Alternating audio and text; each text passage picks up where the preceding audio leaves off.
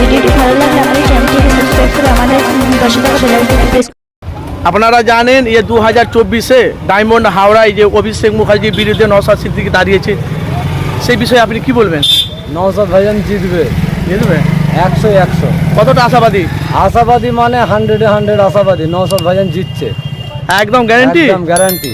কিন্তু আমাদের মুখ্যমন্ত্রী মমতা ব্যানার্জি ভারত 13 বছর রাজত্ব চালাচ্ছে পশ্চিমবাংলা, তবুভাবে আশাবাদী করছে। নওশাদ ভাইজানের উপরে আমাদের 100 বিশ্বাস। কেন? যেইভাবে উনি 5 বছর এই বিধানসভায় দাঁড়িয়ে যেইভাবে মানুষের পাশে দাঁড়াচ্ছে, পিছিয়ে পড়া মানুষের পাশে যেইভাবে দাঁড়াচ্ছে, উনি জিতছে। তাই এইটা আমি আশাবাদী 100। এখন কোথায় যাবেন আপনি?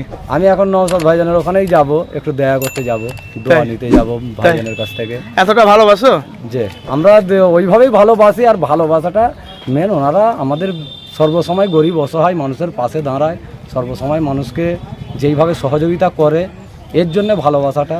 কিন্তু আমি দেখতে পাই যে মুখ্যমন্ত্রী তো অনেক কিছু করেছে পশ্চিমবাংলায়, কিন্তু কিছু মানুষ চাইছে না। কি কারণটা কি বলেন তো?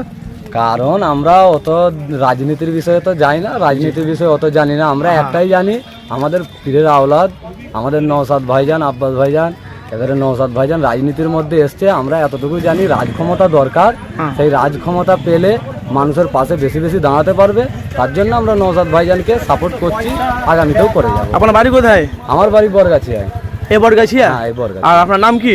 নাম হাবিব আলী মল্লিক।